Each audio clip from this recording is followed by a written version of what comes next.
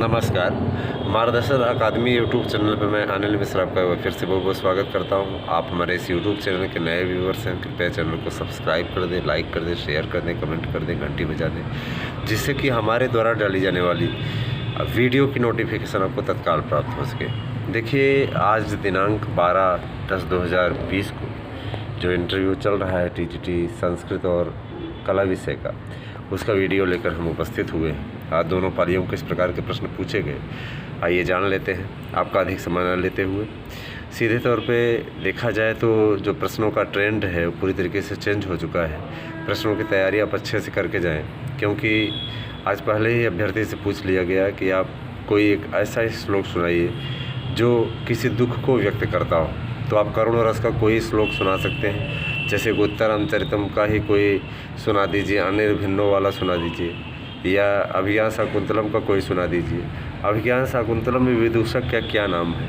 माधव्य नाम है, माधव्य जानते ही आप लोग। इसके अलावा विदूषक का अभाव वाले किन्हीं दो नाटकों के नाम बताइए। तो आप नाम ले सकते हैं उत्तरम चरितम का और मुद्रा राक्षस का। विदूषक का अभाव है इन दोनों में ही। इसके अलावा गर्भांक किस नाटक में मिलता है? तो गर्भांक की योजना जो की गई है वो उत्तरम चरितम में की गई है। ये बहुत ही प्रसिद्ध भी है।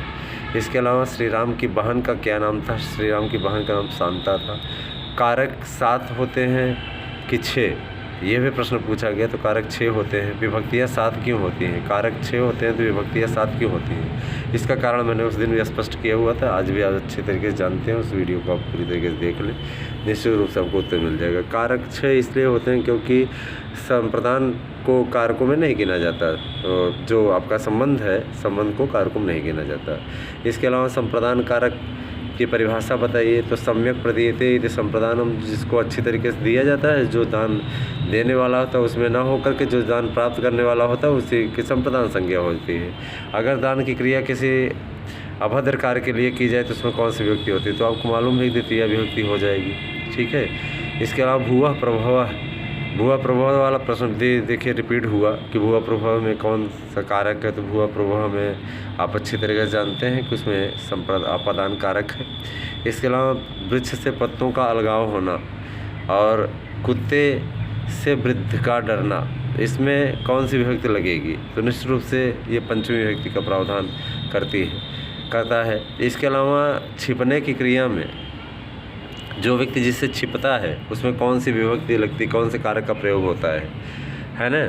तो इसका उदाहरण आप लोग अच्छे तरीके जानते हैं। जैसे देते नहीं कि कृष्ण अपनी माता से छिपता है, तो से का चिन्ह लगा हुआ है, तो आप अच्छी तरीके से जानते हैं कि अपादान कारक में आ जाएगा, है ना? इसके अलावा जब कोई नियम पूर्वक किसी से पढ़ता है तो जिससे वो नियम पूर्वक पढ़ता है उसमें कौन सी विभक्ति होती है और किस सूत्र से? तो अपादान पंचमी से होती है, आख्यातोपयोगी सूत्र है। ठीक है। अपादान पंचमी से पंचमी का प्रावधान होता है, आख्यातोपयोग पंचमी विधान करता है। पंचमी विभक्ति मतलब अपादान कारक संज्ञा का विधान करता है। ठीक है। तो ये प्रश्न जो है आज की तारीख में बहुत ही महत्वपूर्ण है, जो कि पूछे गए। और दोनों पालियों में जिस प्रकार से आज लिखवाने का अभ्यास कराया गया कि आप वाइट बोर्ड पर चलिए, ज़रा सा कुछ पढ़ा करके दिखाइए। आपको ये श्लोक दे दिया गया और इस श्लोक को का श्रिय करुणा मधिपस्य पालनीम वाला श्लोक पहले सुनाइए, और जब सुना दिया तो उसके बाद कहे कि इसी को जा कर के आप लिख करके इसको व्याकरणात्मक टिप्पणी वगैरह सब बताइए। तो देखिए, इस एक कोई श्लोक का व्याकरणात्मक टिप्पणी आप अच्छी तरीके से तैयार कर लीजिए। मंदाक्रांता प्रधान कोई मंगलाचरण सुनाइए, तो आपको कश्चित कांता वीरा करुणा वाला सुना देना है। पूरा श्लोक आपको जाएंगे तो हमारे मंगलाचरण वाले वीडियो में मिल जाएगा। तो ये तैयारी का एक मानक बन जाएगा। देखिए, तैयारी का एक मानक इसलिए बना लीजिए क्योंकि इंटरव्यू टफ होता जा रहा है और 20 मिनट अब एक अभ्यर्थी को रोका जा रहा है रूम में। तो 20 मिनट आपको क्या बोलना है? इसके अलावा कादम्बरी का कोई श्लोक सुनाइए। तो कादम्बरी का श्लोक आप लोगों को रजो जिसे जर्मनी वाला याद कर लीजिए, उसमें आप अच्छी तरीके से सुना सकते हैं। कोई एक गद्यांश सुनाइए जिसमें बाणभट्ट बाणभट्टी की योग्यता दिखती हो तो आप आसीत अशेष नरपति शिरः समभ्यर्चित शासना पाक शासना युवा पर उदरी माला मेखलाया भुवो भरता प्रतापानुराग समस्त सामंत चक्र चक्रवर्ती लक्षणोपेत चक्रधर यु हर यु मनमथ।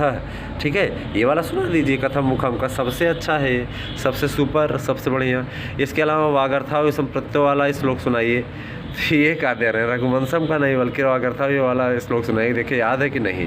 तो वागर्थाव्य संप्रत्यो वागर्था प्रत्यय जगता पितरो वंदे पार्वती परमेश्वरो। ठीक है, इसमें वागर्थाव्य में कौन सा समास है तो आप जानते हैं, उस दिन भी मैंने बताया था कि केवल समास का उदाहरण है।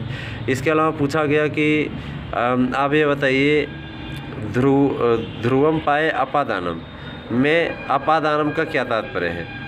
ठीक है, अपादानम का क्या तात्पर्य है, ध्रुवम पाए अपादानम, तो पृथक होने की स्थिति में जो जिससे पृथक होता है उसी की अपादान संज्ञा होती है। पृथक होने की क्रिया को अपादान कहते हैं। परासन्निकर्ष संहिता का संधि से क्या संबंध है, संधि और संहिता का क्या संबंध है, तो दोनों का अटूट संबंध है आपको बताना है, क्योंकि संहिता दो वर्णों को निकट लाती है और संधि उस कार्य को कहा जाता है जब दो वर्ण आपस में मिल जाते हैं।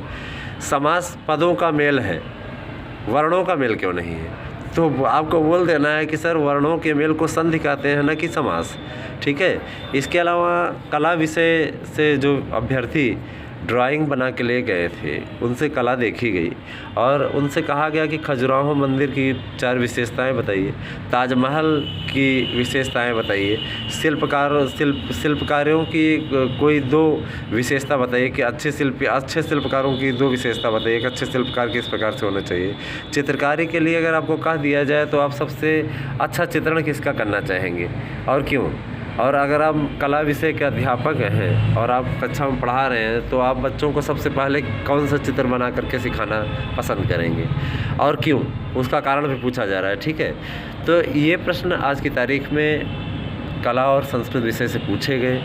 अपनी तैयारी बना लीजिए क्योंकि आगे के भी आने वाले इंटरव्यू अभी 16 तारीख तक चलने हैं, 17 तक, तो ये तैयारी आप कर लीजिए। अगला इंटरव्यू में जो भी पूछा जाएगा वह हम आपके सामने लेकर के उपस्थित होंगे। आज हमारे 2 और वीडियो भी आप देखिएगा, आपको मिलेंगे। कट ऑफ मेरिट पे आधारित वीडियो है, इसके अलावा आपको अधिकतम न्यूनतम मेरिट क्या गई है उस पर आधारित है। इसके अलावा टीजीटी पीजीटी के नए विज्ञापन में पदों की संख्या क्या है उसको लेकर के हम आ रहे हैं। तो आपका वीडियो देखने के लिए बहुत बहुत धन्यवाद।